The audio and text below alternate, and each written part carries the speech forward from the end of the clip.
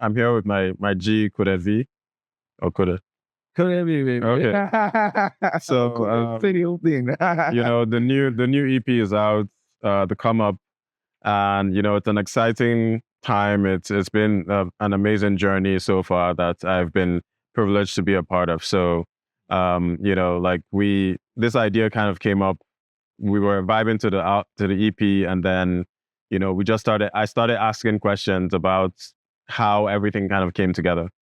And then we decided, since we have a recording session on Saturday, we're going to wait and actually record it with good audio so like we can share it with everyone. So so let's get into it. Coded, tell us who you are and why this EP is important to you at this time and at this point in your life. So I go by the name Kuda V, Nigerian Afrobeat artist. When I watch people, artists, different artists doing their stuff, everybody always has like some amazing intro. So I came up with mine. When I jump on the stage high, I go by the name Kuda V, Nigerian Afrobeat artist, and we're about to have some fun. I'm like, oh, I like that. I'm letting you know that, I'm full on African. And at the same time, this is who I am. I expect the kind of sound, Yeah, I want to like interject. The name Coded V has gone through multiple evolutions. Like we've been doing this thing for almost 15 years. Yes.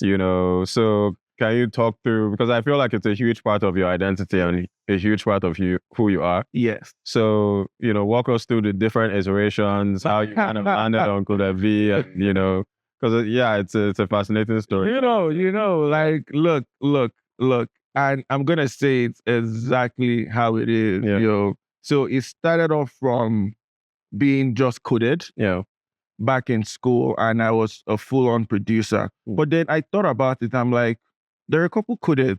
If I was to do a Google search, are you going to know, what is going to pop up? And I'm like, I have to make it a little bit more. Now, I didn't know what that was. And that the whole name coded came about from, I like to do my things on code. I'm a coded guy. Low key. My stuff is my stuff. Low key. And it's sort of stuck. Somebody back then, a good guy, he used to like live with us back then growing up. And then, started calling me that name. And then it just stuck from there, right? And then moving on, yes, like you said, there were iterations to the name. But actually coded voodoo. It started off as coded voodoo. And the voodoo came from magic. So back then when I used to work in a media house back in Lagos, other producers would come in and they would work on songs. And then the artists there would be like, if I could, come put your magic on top. Come put your magic. I'm like, oh, should I make it coded magic? I'm like, that sounds blah, And then after a while, it just turned into, coded voodoo. And it sounded so, but the connotations of voodoo. Growing up in a Christian household, being African as well, my dad gave me so much faith about it. He's like, why don't you say, coded praise? Coded glory, something that can glorify God. I'm like, bro, can I do that? And then it was just coded voodoo for a while. But to be honest, when I moved to Canada, a couple people always had some reservations around the name voodoo. And I get it, and I didn't want that to be a hindrance. For God's sake, I heard somebody say, look, this song is so great. Who sang the song? Who's the artist? Oh, coded voodoo. Hey, please off it too. I don't want any of this thing in my home. I was like, So that would make you not to listen to all the work that I've done. We're going to change that. And I just moved away from coded voodoo to coded V. So the V is actually voodoo. And I feel like, if I had a chance like this to talk about it, I can explain where the voodoo came from. His beat for magic, it transcended to this. Like, I'm a child of God. I love Jesus. Please, I know different. I think you omitted one. This was one of the iterations. Which one was that? Virus. Alpha virus. Look, bro, like, how did that even come about? To be honest, it was just trying to figure out what V would stand for. I was just trying to figure out what V would start from. Was it 5? What is V? And then the virus, but the virus not to me, coded virus, but how? Why? Because we studied computer science. Come on. I'm like, oh, that's tacky, you know. And then, but voodoo, and then people would call me voodoo. Voodoo. And to be honest, I like it. But then is that what's going to hinder me from getting to where I want to get to? Just name?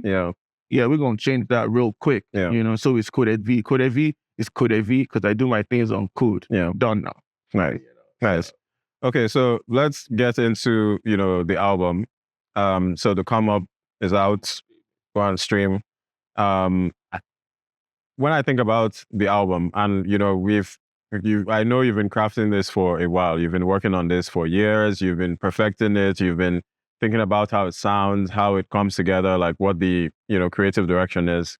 When I think about it, and when I've listened to it in its entirety, what I think about is layers, right? So like the way I encapsulate it in my mind is like this is a layered body of work in multiple different facets, right? So it's layered in the song choices and the arrangements. It's layered in how it comes together sonically, like musically. Because I feel like when the thing that's unique about your music is that there are so many different layers. Like you're a vocalist, so like you're thinking about harmony a lot and melody a lot. So it's layered in the fact that like you use your voice as an instrument, and we talked about this already. Mm-hmm. So, when you think about layers and like how you actually arrange the music, like what is that approach like? Like what does it look like when you're thinking about the songs that you put together? I like that question a lot because it makes me think, right? And then if I really reflect internally, the only reason why I do that is during my process of creating music, I like to think about the markets, my audience, people that are going to listen to this. When I start singing anything, trying to make a beat and whatever, to me, I'm like, so if I say this part, how are people going to respond?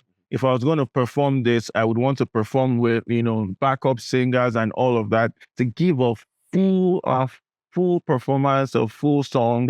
So for me, layering is always from the perspective of how are people going to receive this. So you're thinking about you're thinking about you performing the song. You're thinking about people consuming it in a live environment. Look, like if I'm singing something, and then there's something at the back. Oh yeah, layers. There are layers to it. So and for me, I feel like melody is very important because not everybody speaks English.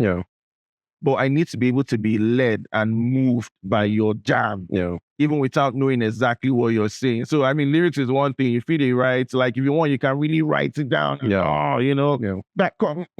No. But for me, the melody is important. How people receive it as well is also important to me. Why? Because I'm always looking at the performance, the experience. I'm trying to curate an experience for everybody. That's how it just all comes to me in terms of those layers. Yeah, so not a lot of artists actually, I think they make music and then they think about the performance of it afterwards, right? So you're taking a very different approach where you are thinking about the live consumption of the music and then helping that to like using that to define how the track actually comes together. And I think you have the luxury to do that because you're a producer, right? So you kind of own the entire end-to-end process of making music. Being a music producer and an artist at the same time is a cheat code. Because I'm able to express exactly what it is that I need people to consume. I don't have to reach out to like a different producer and say, so this is what I have in my head. Nah, bro. Like I can express myself. So to me, it's a cheat code. And also, if you really look at the music business, like it costs money to do stuff. Maybe it was a thing of convenience. In fact, when I was producing, I didn't even know that this was the trajectory. I think I was just lucky that wow. At the end of the day, I'm like, I have the full package. But for other artists out there, like to be honest, if it slows you down. It's a bottleneck. It's a bottleneck. You have to figure out funds to get the producer and everything. I do everything from my space, from the beginning to the end. And in terms of my production, because I understand sounds, I understand melodies, I know where to leave the pockets for my vocals. I understand that simplicity is king as well. When I do that, then my voice becomes an instrument as well. Back then, when I started this whole music thing, I always wanted to show my skills as a producer. Bro, I did. I was piling up on the beat, instrument, and then growing to becoming an artist. To be honest, if I think about it, it also helps. It also helps the way that I work on my music, because now I'm like, you need to give space to the artist. So has it shaped or helped me to become better in terms of my music? Definitely. Yeah. I think, just having the full package makes me be able to control my art and give it to people the way, like I said, I want them to consume it. Yeah.